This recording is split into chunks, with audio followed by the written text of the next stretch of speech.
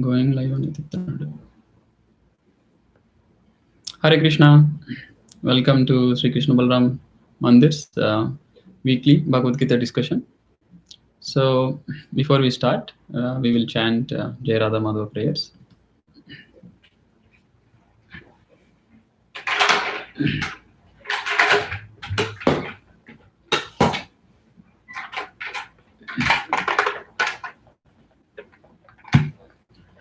Jayo Radha Madhava Kunja Vihari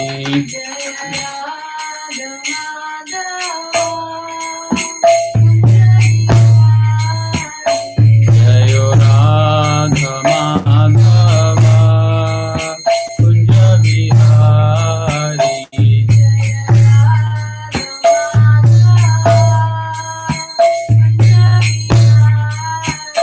Jayo Gopi Jana Vallabha Girivaradhari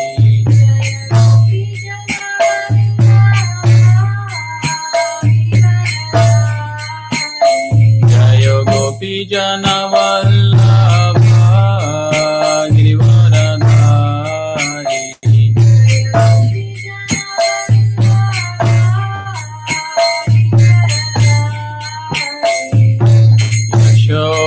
Yashodanandana Vrajajana Ranjana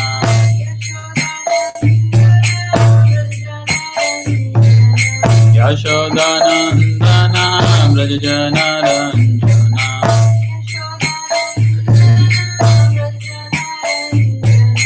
Yamuna Tira Vanachari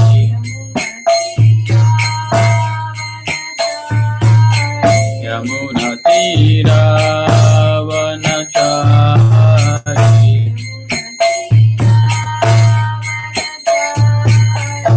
Jaya Radha Madhava Kunja Vihari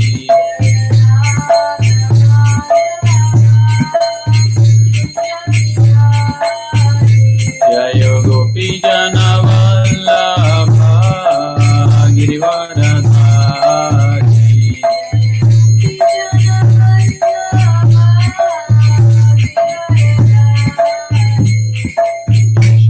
Shodanandana Vrajajana Ranjana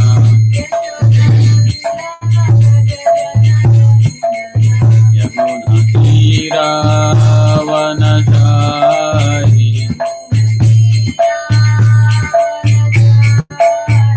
Jayo Radha Madhava Kunja Vihari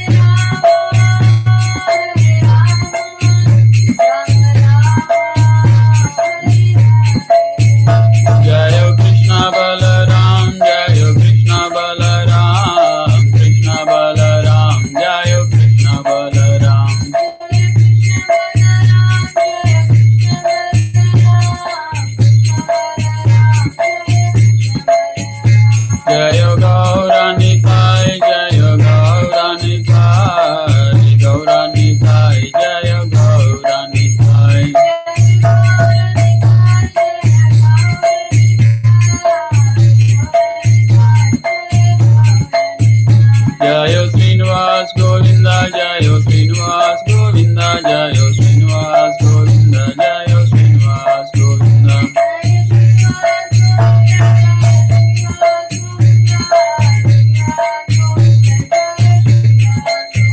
Jayo Prahlad Narsimha Jayo Prahlad Narsimha Jayo Prahlad Narsimha Jayo Prahlad Narsimha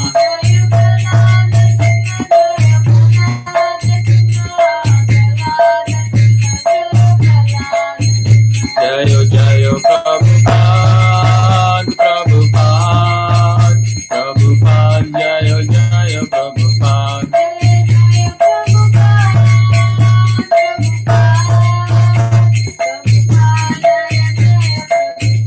Nitai Gaura Hari Bol Hari Bol Hari Bol Nitai Gaura Hari Bol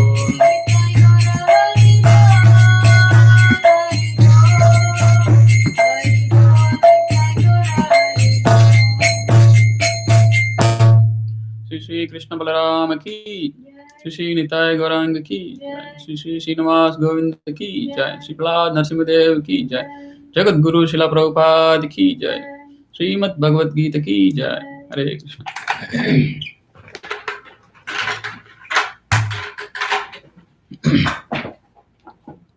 Hare Krishna. So we'll start with the discussion on this third verse of Bhagavad Gita. Before we start, we'll invoke the name of the Lord. Om Namo Bhagavate Vasudevaya. Om Namo Bhagavate Vasudevaya. Om Namo Bhagavate Vasudevaya. Om Namo Bhagavate Vasudevaya. Om Namo Bhagavate Vasudevaya. Om Namo Bhagavate Vasudevaya. So I will recite the verse and I'll read the synonyms, translation and purport by His Divine Grace Abhay Charana Ravinda Bhaktivedanta Swami Srila Prabhupada, and then we'll discuss. So the third verse of fourth chapter of Bhagavad Gita. Saevayam maya tedya yoga prokta puratanaha bhaktosi me sakha cheti rahasyam hi etat uttamam. I'll repeat. Saevayam maya tedya yoga prokta puratanaha bhaktosi me sakha cheti rahasyam hi etat uttamam. Saevayam maya tedya yoga prokta puratanaha bhaktosi me sakha cheti rahasyam hi etat uttamam. Synonyms. Saha, the same ancient. Eva, certainly. Ayam, this. Maya, by me. Te, unto you. Adya, today. Adya, today. Yogaha, the science of yoga. Proktaha, spoken. Puratanaha, very old. Bhaktaha, devotee. Asi, you are. Me, my. Saka, friend. Cha, also. Iti, therefore.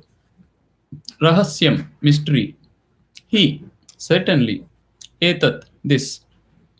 Uttamam, transcendental. Translation and purport by His Divine Grace Abhay Charana Ravinda Bhaktivedanta Swami Srila Prabhupada ki Jai. Jai Srila Prabhupada. Translation. That very ancient science of the relationship with the Supreme is today told by me to you, because you are my devotee as well as my friend. Therefore, you can understand the transcendental mystery of this science. Purport. There are two classes of men, namely the devotee and the demon. The Lord selected Arjuna as the recipient of this great science owing to his becoming the devotee of the Lord. But for the demon, it is not possible to understand this great mysterious science. There are a number of editions of this great book of knowledge, and some of them have commentaries by the devotees, and some of them have commentaries by the demons. Commentation by the devotees is real, whereas that of the demons is useless. Arjuna accepts Sri Krishna as the Supreme Personality of Godhead, and any commentary on the Gita following in the footsteps of Arjuna is real devotional service to the cause of this great science. The demonic, however, concoct something about Krishna and mislead the public and general readers from the path of Krishna's instructions. One should try to follow the disciplic succession from Arjuna and thus be benefited. Thus ends the purport. ॐ अज्ञानतिमिरान्धस्य ज्ञानाञ्जनशलाकया चक्षुरुन्मिलितं तस्मै श्रीगुरुवे नमः। नमो विष्णुपादाय कृष्णप्रेष्ठाय भूतले श्रीमते भक्तिवेदान्त स्वामिन्निति नामिने। नमस्ते सरस्वते देवे गौरवाणी प्रचारिणे निर्विशेष शून्यवादी पाश्चात्यदेशतारिणे। जय श्री कृष्ण चैतन्य प्रभु नित्यानंद श्री अद्वैत गदाधर श्रीवासदि गौरभक्तवृंद। हरे कृष्णा कृष्ण कृष्णा हरे हरे, हरे Ram Ram Ram Hare Hare. Hare Krishna. So this third verse of this fourth chapter is known as transcendental knowledge. So Krishna is speaking Bhagavad Gita to Arjuna. So Krishna thought he wanted to give some background about the knowledge he is speaking. He wanted to establish the basis of what he is speaking. And that's why this chapter is known as transcendental knowledge. And he reveals how this knowledge came about. One could be thinking, Krishna was a very great philosopher or something 5,000 years ago. Maybe he came up with all these things, right? So Krishna is saying, actually in the first verse itself in this chapter, he says, I first spoke this to the sun god, Vivashwan. As per the the Vedic knowledge, the sun god is one of the original parents or forefathers. And then from sun god there is Manu was born, and even the word man comes from the word Manu, interestingly, because originally Sanskrit was the knowledge. And Prabhupada also says even this in the Sanskrit word Manushya coming from Manu. So Manu is the next forefather, and from Manu Krishna actually says it was later spoken to Ikshvaku. Ikshvaku is the actually from the dynasty of the sun god Vivashwan, and further on it was spoken. So this knowledge is very old. It was spoken very old earlier. So this is not something new. And in the first verse we have seen there's some calculation given. If you consider the age of Manu and the various yugas we are going through, at least 120 million years ago, this knowledge has been spoken to Manu, right? Even before that, the sun god Vivashwan was spoken even before. So at least from that sense, we see that this knowledge has been spoken 120 million years ago. And Krishna is saying the same thing here. He's saying, Sa evaya maya tedya, that very ancient science, very ancient science of what? Yoga. What does yoga mean? The relationship with the Supreme Lord. Yoga means the Sanskrit root word yuj, means to join, to connect, to add. You should have something to add, to join, to connect. And what is it? It is this knowledge, this science, the act of connecting an individual self to the Supreme Lord is actually known as yoga. So this yoga, this science, this knowledge, Krishna is saying is very ancient. And I'm going to speak about it to you. And what is this? This is Puratanaha. It's very old. Same thing, right? Earlier he said I spoke to the sun god, and Krishna here is using the word Puratanaha. We know the word, Purana in Hindi, and Purana means old. The Puranas, the old scriptures. So this is very old knowledge. This is nothing new. Krishna did not invent this. 5,000 years ago, he didn't make this up. This was very old. And actually, Bhagavad Gita is essence of the whole Vedic knowledge. So Krishna summarized the whole Vedic knowledge, because in this Kali Yuga, it would be very difficult for people to read all the Vedas and understand everything. So Krishna summarized it and spoke the Bhagavad Gita. And here he is saying that this knowledge is very old, and I am going to speak to you about it. And then further he says one more thing. He says, Bhaktosime Saka Cheti. He's saying you are specially qualified. You are especially qualified. Why? Because you are a devotee. Bhaktosime Saka Cheti. You're a devotee, and you're even my friend. And that is why Rahasyam hi etat uttamam. So this mystery, this secret, that is why I'm actually disclosing to you, because you are my friend and you are my devotee. So there are two main things Krishna is mentioning here. One is that this knowledge that he's speaking, right, is actually very old. This is known as the Vedic knowledge. So that's the one thing. This is a very old Vedic knowledge. And the second thing is it's being revealed to you. Why? Because you are my devotee. Give me 1 second.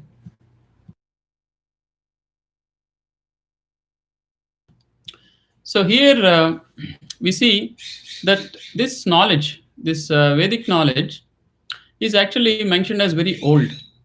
So to understand the science of God, the science of nature, the science of our existence, all this, the fact that it is very old, that means it has already been established. So that is why Vedic knowledge, there is actually no research work involved. All this knowledge that we are seeing here, this has all been determined. This has all been authoritatively presented, and we just have to accept it. Now, one would think, oh, knowledge, how can we just blindly accept? Right? So there is, if you blindly accept authorized knowledge, you're not in problem, right? But if you blindly accept an unauthorized knowledge, that is when you're in problem. That is when, okay, maybe research work is needed. But if you generally understand the nature of acquiring knowledge, in the Vedic scriptures, there is logic and everything also mentioned. And it is said there are three ways of acquiring knowledge actually. One is, it is said as Pratyaksha Praman.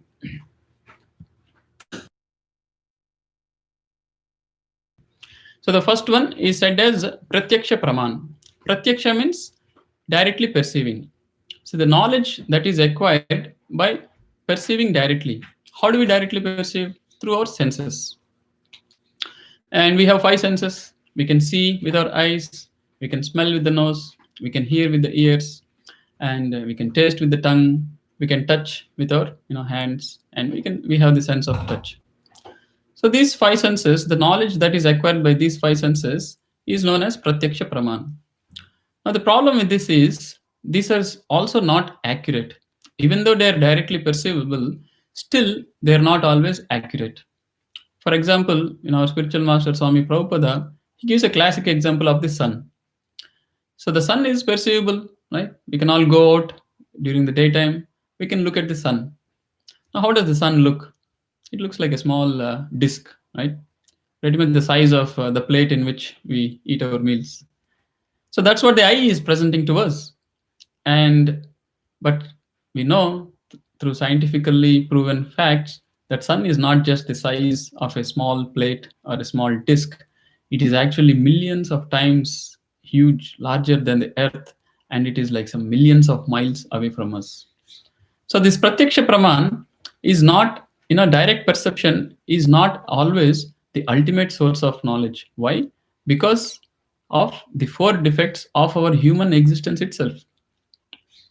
It is said that we as human beings or the living beings on this world, we have four defects. That though we have the senses are imperfect. That is just one example, right? Sometimes you can hear a sound, happening nearby, and you can't see. You still have to, though your sense of hearing is available, you still can't understand exactly what is happening, isn't it? So that way, the senses are said to be imperfect. So that is the first problem with the direct sense perception. And in general, there are four defects of the living beings or the human beings. And the second thing is that we are illusioned. What is the illusion? Because of so many, impressions over the mind and our mind-body system, we are actually illusioned by so many things. A classic example from the Vedic perspective, the illusion is the fact that we think we are this body. We think we are this mind and body and the senses. But the fact is, when the body dies, the soul leaves the body. Nobody knows. So many people even leave the body, they didn't even ever realize that they were actually not the body. They're the soul. So our original existential identity itself, we are actually an illusion. And another thing, the third defect is mentioned is that we commit mistakes. So much so that it is said that to err is human, right? If we commit errors, they say that is, that's the natural characteristics of human being, that they commit errors. So we commit mistakes, and how can we expect absolute knowledge when we are prone to committing mistakes? And the fourth defect it is mentioned is that we have a tendency to cheat.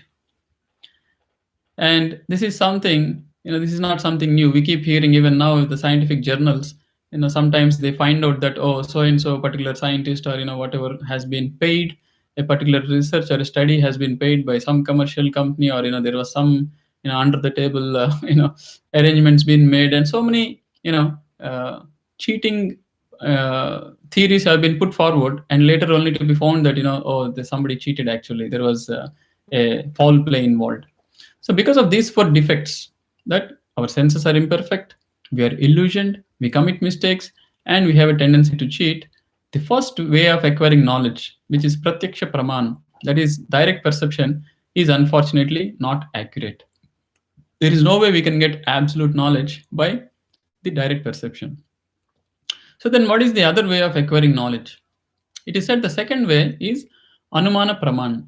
That means by inductive study, by analysis, by research, by speculation, different ways, by hypothesis. Right? There are different ways of understanding, because the senses are not able to perceive everything. So there is a lot of research work trying to be done and correlate and try to establish some facts. But even this Anumana Praman is also having the same problem as the Pratyaksha Praman. Why? Because those four defects, we are engaging all the abilities which have those four defects, because it is the same humans doing this research work who are actually having these defects. So if the foundation itself is a defective platform, so the knowledge, even though done through research and everything, it actually comes out to be false. And there is evidence in the past history of so many research works done and so many conclusions made, only to turn out that they were not true. And then there are new theories and new research work and new facts trying to be established. So now that remains brings us to the third way of acquiring knowledge, which is actually the perfect way of acquiring knowledge. And it is said as Shabda Praman. Shabda Praman means hearing from the authority. If the knowledge is presented by the authority, then there is no way that it can go wrong. Again, Prabhupada gives a classic example. If a child wants to know who is his father, the child did not even exist, right? Before he was born. He has to be born and come to his senses to start using his all the senses. So there is no way he could have done pratyaksha praman, or there was no way for him to directly perceive. He did not even exist. There was no way for him to do research work. What research work he will do? And the research work is also prone to mistakes. Let's see, what if he wants to identify that by research work? He has to go and find every individual person and try to ask them, are you my father, or do you know who is my father? It is almost impossible. So, but if he asks the mother, who is my father, immediately he gets the answer, and the perfect answer. Why? Because mother is the source of knowledge for this thing. Or you can take another example of the grandfather. How will a child know who is his grandfather, right? If he hears from the source, from the parents, then he will know. In the same way, the perfect way of acquiring knowledge is known as deductive process. That means knowledge is already available and provided by the authority, and we just accept it. And that is what this Vedic knowledge is all about. That is why Krishna is saying that this is Purana, it's very old. There is nothing new to be said. Why is it very old? Aren't we living in modern times? Haven't the times changed? Haven't all the circumstances around us changed? Are we sure we still want to stick to the old version, right? Like textbooks, sometimes more and more research work is done, more and more technologies are invented. They keep launching new editions of textbooks, isn't it? First edition, second edition, third edition. So in the same way, this Vedic knowledge, one could question, don't you think we would need a new edition because the times have changed? Well, the Vedic knowledge, we actually don't need a new edition. Why? Because the subject matter is still the same.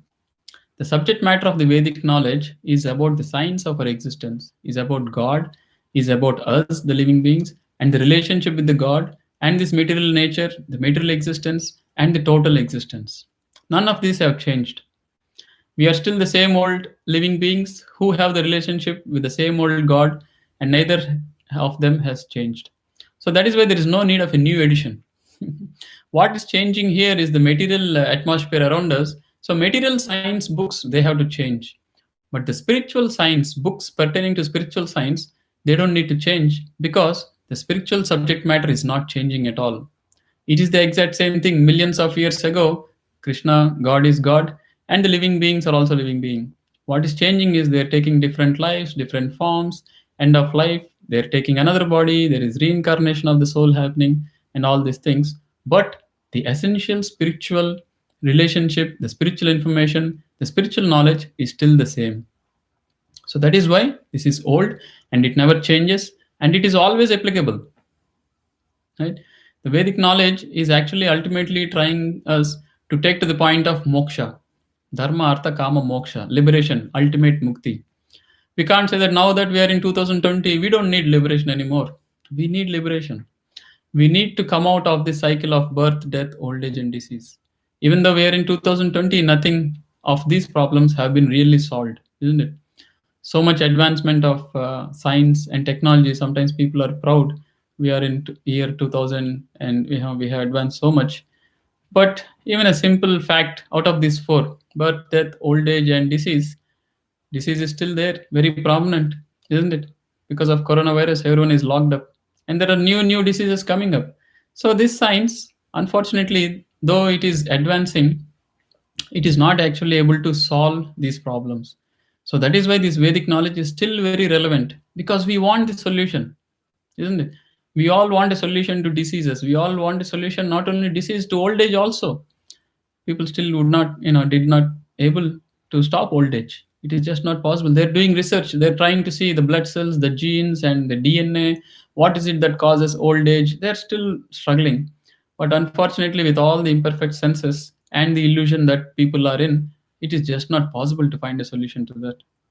So the solution is available in the Vedic knowledge, which will actually save us from these essential difficulties of this world, which is birth, death, old age, and disease. So that is why the Vedic knowledge is still relevant. Even though we are living in modern times, it is still relevant and it does not change. And Krishna has summarized it in the Bhagavad Gita. So this is the uh, a pretext about this Vedic knowledge. Now one could say, well, if the knowledge, the source is perfect, yes, we shall accept it. Just like the child wants to know who is the grandfather, he asks the mother. He knows mother is the perfect source of knowledge. But how do we know that Vedic knowledge is actually perfect, right? How do we know that? So one could question. It is very simple. One just have to analyze the content presented. And the Vedic knowledge, because it is scientific knowledge, it is not just mythology, it is not just some stories, it is not just some, haphazard statements which we are, all recommended to blindly believe. Actually, it is very scientific knowledge. And through the Vedic knowledge, so many things have been established. Some of the things we can see is the astronomy. The Vedic astronomy has perfect calculations of, the cycles of the sun, the moon, the planetary systems, and everything. All the solar system, even though, while modern scientists were arguing whether Earth was flat or whether Earth is a globe, whether Earth is going around sun or sun is going around Earth, while all these, arguments and fights were happening in the last, few thousands of years of this modern scientific innovation, the Vedic knowledge had very clearly presented these details. In the Srimad Bhagavatam, in the fifth canto, there's a complete presentation of the total universal, situation of the Earth, the planets, the different, upper planetary systems, lower planetary systems, even the universe and beyond the universe. Nowadays, the new concept is multiverse, right? We are not just in one universe, we are in one universe, but there could be other universes. So there is a concept of multiverse. Well, this concept, has come out now, but actually the Vedic knowledge talks about multiple universes. So this multiverse concept was also mentioned. It is said that Lord Mahavishnu, he exhales many universes, and we are in one of those universes. And when Mahavishnu inhales, these universes will actually start contracting and they will get dissolved. And even now the modern science is saying that the universe is constantly expanding, and at some point of time it will stop, and again it will start contracting, and it will compact, and it will get dissolved. All this information was already present in the Vedic knowledge. which was put into writing 5,000 years ago. Even from a crude level of understanding, there was not much scientific advancement. There was no space telescope. There were no microscopes. There were no all these modern instruments or rockets or anything to do all this research. But they had perfect accurate knowledge of all these things. And it is not only the astronomy, it is also about day to day, so many things, so many facts that are presented in the Vedic knowledge. People were just blindly accepting, but they were always being only benefited. Another example that comes to mind, and Prabhupada always quotes, is that the situation or the use of cow dung. Right? Cow dung is what? It's a stool of an animal. Right? And the stool of an animal is generally considered to be septic. That there will be some bad bacteria, and you will get infected, and you can get disease. Right? Today there are so many diseases. Actually, the primary mode of transmission is because of bad hygiene, because of transmission by the stool, like hepatitis and all those things. If someone doesn't clean up properly, and the bacteria is present, and if someone gets in touch, they will get infected. So stool is supposed to be septic. You have to be very careful. It has to be kept aside in a septic tank. And even in the Vedic instructions, the same thing is mentioned, that if you touch a stool of any animal, you should immediately take shower. You should completely cleanse yourself. So much so has been mentioned, but then there is a special mention of cow dung. It is said cow dung, if you touch, you don't have to worry at all. Forget about taking shower. If you come in touch, it says you can actually utilize it. You can utilize it. You can mix it with water and spray it in front of your house. You can use it in your home for cooking. You can use it in different ways. Even so much so that even deity worship, even cleansing, so many places the cow dung would be used. So one could be surprised. How is that? Stool of an animal should not even be touched, but cow dung is allowed. But Vedic, it was presented in the Vedic knowledge, and the Vedic civilization people blindly accepted it. And what happened? There was no issue at all. And then when research was done, it was found that the cow dung had all antiseptic properties. And now they're still doing research, and they're finding out more and more that even cow urine has so many properties, which healing properties. There is a whole treatment actually by this panchagavya, by the different ingredients available through the cow. So this is one very prominent example of the Vedic knowledge, where it has been without any research work, without people needing to do which tool is better.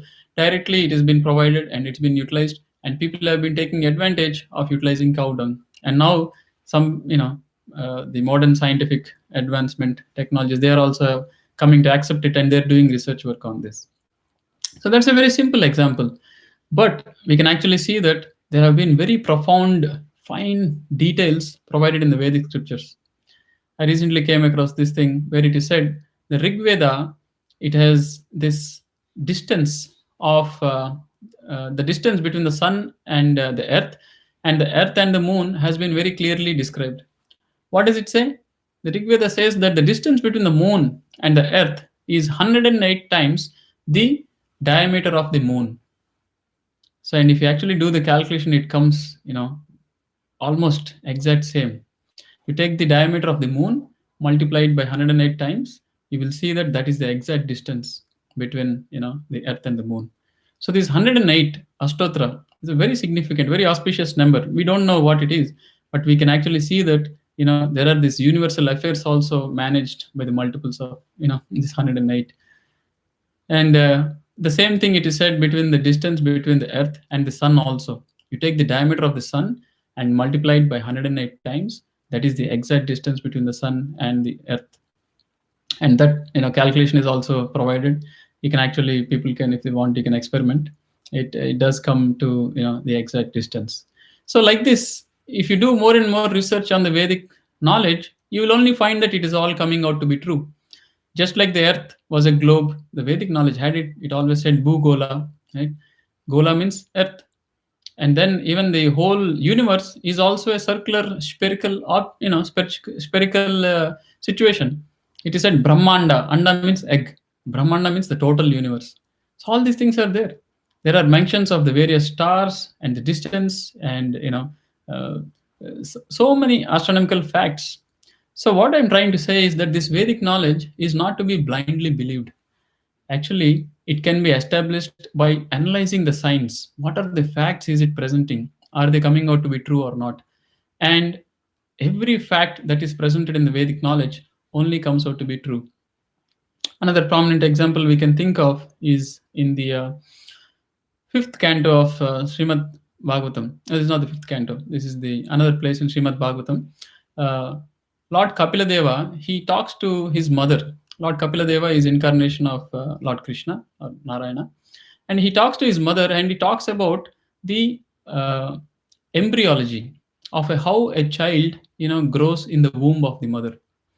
And now, if you corroborate after doing all the ultrasonic sound, ultrasonic research work and everything, it is exactly matching. What is matching?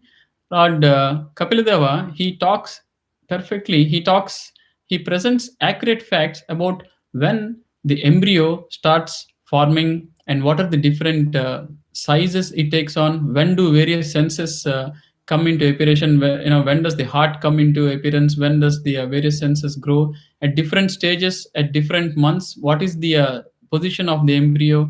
And that at seventh month the body is fully grown and all the senses are ready to perceive everything around them.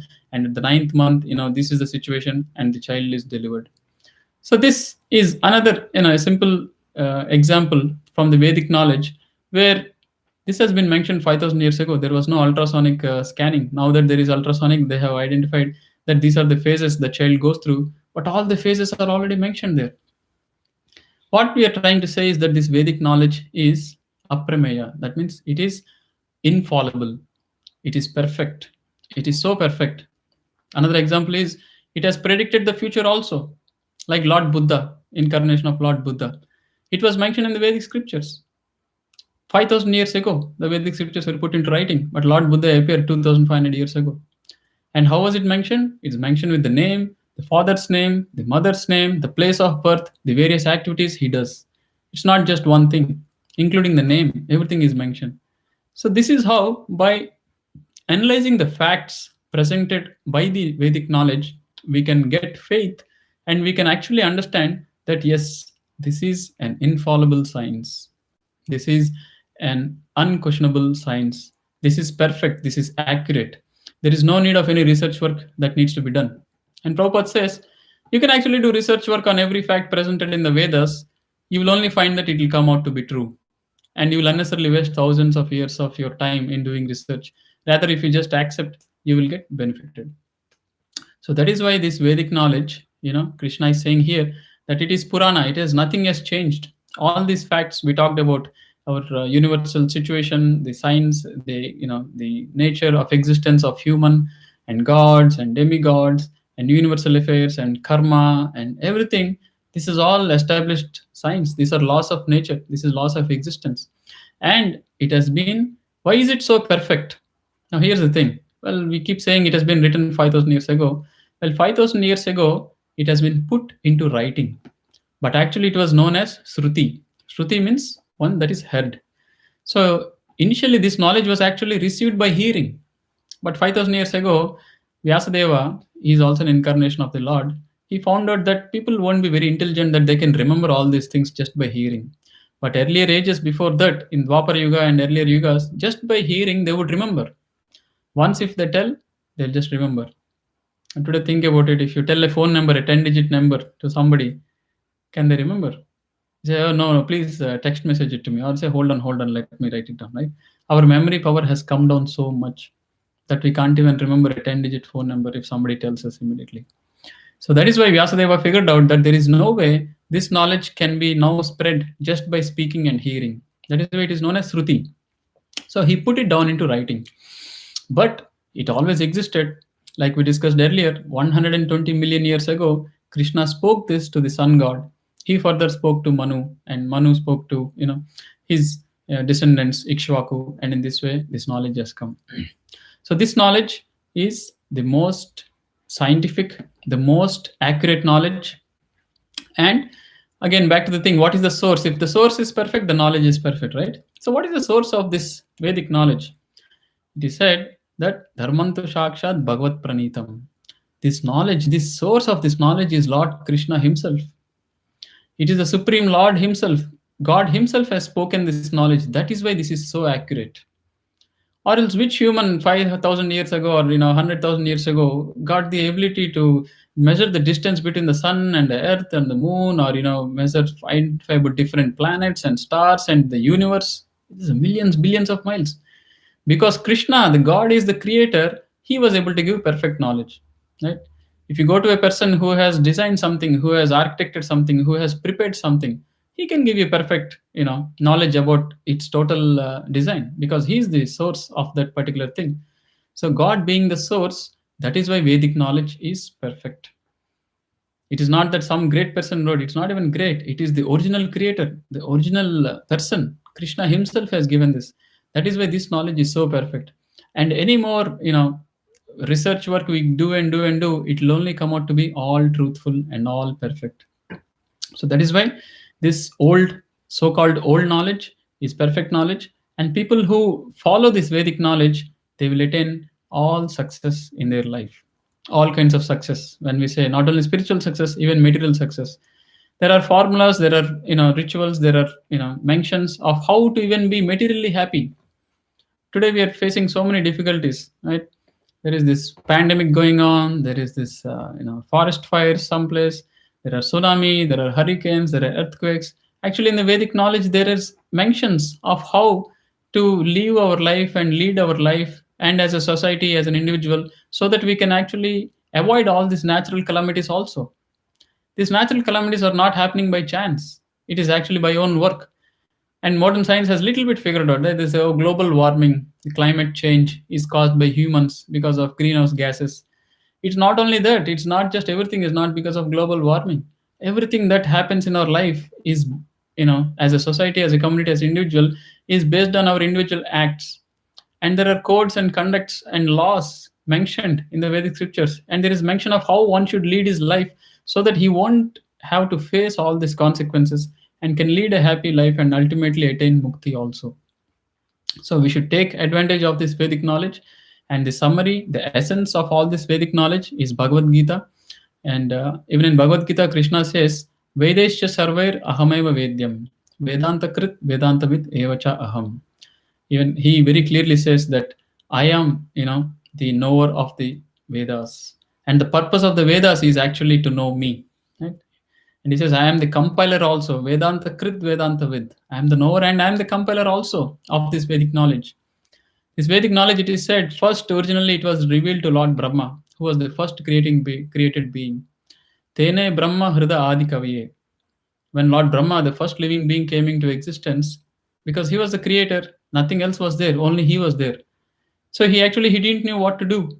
And in Srimad Bhagavatam, the description is given that Lord Brahma, he heard like Akashavani. He's saying you should meditate, then you will know. You have to first, establish your connection with the Lord. So he sits down and he meditates on the Supreme Lord. A mantra was given to him. He meditates and then the Lord appears in his heart and he reveals all this knowledge. Tene Brahma Hrida Adi Kaviye. At that time, Brahma composes the Brahma Samhita. Govinda Madipurusham Tamaham Bhajami. Right? There is a complete Brahma Samhita. So this knowledge originally from Krishna is given to Brahma. Krishna himself has said in Bhagavad Gita that Vedanta Krit Vedantavid Evacha Aham. And we are so fortunate that the original compiler of the Vedas, the original source of the Vedas, has again summarized it and presented in a very short form, just 700 verses, 1000 pages of the total Bhagavad Gita is available. And we all can take advantage. We can decrypt our own life. Sometimes we are facing so many challenges. Right? Recently, 2 days ago was Gandhi Jayanti. There's a very famous quote by Gandhi saying, whenever doubts haunt me, whenever I am facing the most difficult situations in life, I open Bhagavad Gita and I find a verse and I find something that gives me complete solace. Right? So this Bhagavad Gita is actually a key to our own life. Our own life is a puzzle actually. Every individual person of our life, because we are in this illusion. We don't know what is the right thing to do. We don't know what is the wrong thing. We don't know how to react in various circumstances. We don't know, what is going on in our own life. There is insecurity. There is fear of every step that we are taking in our life. We don't know the key solution. We don't have the solution to happiness. We all want to be happy. We don't know how to be happy. That solution is provided in Bhagavad Gita by Krishna himself. And the solution has become so short, so summarized, just 700 slokas. Everything is presented. The total understanding of our existence, understanding of God, understanding of our own life, understanding of nature, understanding of why things are happening the way they're happening, understanding of what I should do to actually solve all the problems of my life, and what I should do to attain the ultimate success of my life, which is to attain liberation, which is to get rid of these problems, which is to attain mukti. All this knowledge has been provided in Bhagavad Gita. And Bhagavad Gita, being a summary of the Vedic knowledge, being provided by Lord Krishna himself, is the perfect science, is the most accurate and absolute science. Nothing, not even a single word you will find anything is wrong, that something doesn't make sense. It's a perfect science, and everyone should take advantage. But to take advantage, there is a small qualification required. And that qualification also Krishna revealed it. He didn't hide it. He says, what is that qualification? Bhakto sime sakha cheti. He says one should be a bhakta. Bhakta means a devotee. And of whom? Bhakto si me. Should be my devotee. So Krishna is saying, if you are my devotee, then you will understand. Why? What is this? And rahasyam hi etat uttamam. This is rahasya actually. This Bhagavad Gita is like an open secret. Prabhupada in the purport is saying that sometimes non-devotees also provide commentary on Bhagavad Gita, but it remains a secret to them. They're only mystified. They only concoct. They come up with some interpretations. They give something. They don't completely understand. You will see commentaries by non-devotees of Krishna. They will actually say Krishna seems to be a historical person. When Krishna says this is not what it means. They say, oh, this Kurukshetra, it is never existed. These 5 Pandavas, they never existed. These 5 senses are like the 5 Pandavas, right? This body is the Kurukshetra. And when Krishna says, you surrender to me, we have to surrender to our own mind and consciousness. All kinds of vague things they will say. Why? Because of this, Krishna is saying, Rahasyam. Rahasyam hi etad uttamam. This is uttamam. This is transcendental. This is the topmost. But it will remain a secret unless one who knows how to open the secret and access it. Prabhupada used to give an example of a honey bottle. It looks like honey, a glass bottle filled with honey. And it looks like honey and you can see the liquid in it. And if you want to taste it, you might try licking it and putting it in the mouth. You won't get any taste unless you know the secret of opening that. So that secret of opening, right, the access into the honey, the access into the secret of this knowledge is available only to the devotee. And Krishna is making it very clear that Arjuna, because you are my devotee, you will be able to understand. You will be able to take advantage of what I'm going to say. If you're not a devotee, others, they will not be able to understand. They will just make some mental concoctions and they will just walk away from this. Just like the honey bottle. If you don't know how to open it, you will not get any taste and you will just leave it. So this is a very important thing, that if we want to take advantage of this Vedic knowledge, the primary qualification is we have to become a devotee of Krishna. At other place in Bhagavad Gita, Krishna says, Bhaktya mam abhijanati yavan yaschasmi tattvataha. He says again same thing. Bhaktya mam, only the devotees, abhijanati, they will actually know me. Right? Bhaktya mam abhijanati yavan yaschasmi tattvataha. In tattvataha, in absolute truth, only my devotees will know. So it's very important. And here also Krishna is saying, Bhakto sime sakha cheti. Now the question comes, well, how do we become a devotee? If somebody is new to Bhagavad Gita, he doesn't even know about Krishna much, how can he become a devotee?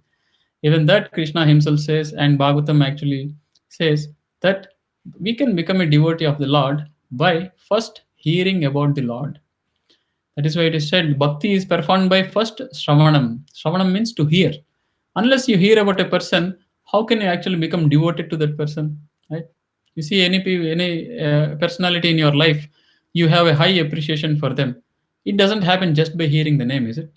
You actually did some hearing about the person. You came to know, oh, let's say you like movies and he's a good actor. You've heard him, you've seen him, and unless you hear, you won't actually be able to make any connection with a person. So in the same way, Krishna, to become his devotee, we have to hear about him. Shrunuvatam swakata Krishna. You should hear about Krishna. And the beautiful thing is reading Bhagavad Gita is actually hearing about Krishna directly from him. What else is a better way to understand Bhagavad Gita? Is to hear Bhagavad Gita from Krishna, and through the disciplic succession, and by understanding the knowledge, understanding, having the understanding that Krishna is the supreme person. Even if one is not initially convinced, theoretically they can accept, they have to accept that Krishna is the supreme. So the supreme person is speaking. If I assume that the supreme person is speaking, what is he trying to say? And then you can open and you can enter into the secret.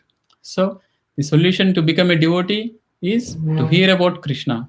And for devotional service there are 9 principles mentioned, and if you apply any one of these or all 9 of these, the better and the sooner and the faster we can become a devotee of Krishna, and then we can tap into this divine knowledge and open the secret, access the secret, right? Sometimes there is secret, unless you have the secret key, you can't make any advantage of the secret. So Shravanam, hearing about Krishna, is the first thing. And Kirtanam, Prahlad Maharaj mentions 9 processes of bhakti. First is hearing about Krishna. So here Bhagavad Gita, or here even the Hare Krishna mantra, if there is a kirtan going on, if you just go on hearing Hare Krishna mantra, see, that is why the chanting of Hare Krishna mantra is so much recommended. If you go on chanting Hare Krishna mantra, you are hearing from Krishna.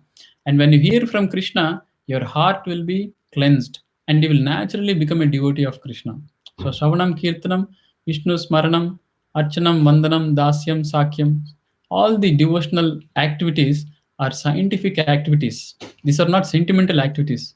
When you worship the Lord, when you offer food to the Lord and you take prasadam, when you offer prayers to the Lord, when you offer archana, you offer a lamb to the Lord, these are actually scientific processes of establishing a connection with the Supreme Lord, which will cleanse our heart and make us a devotee of the Lord.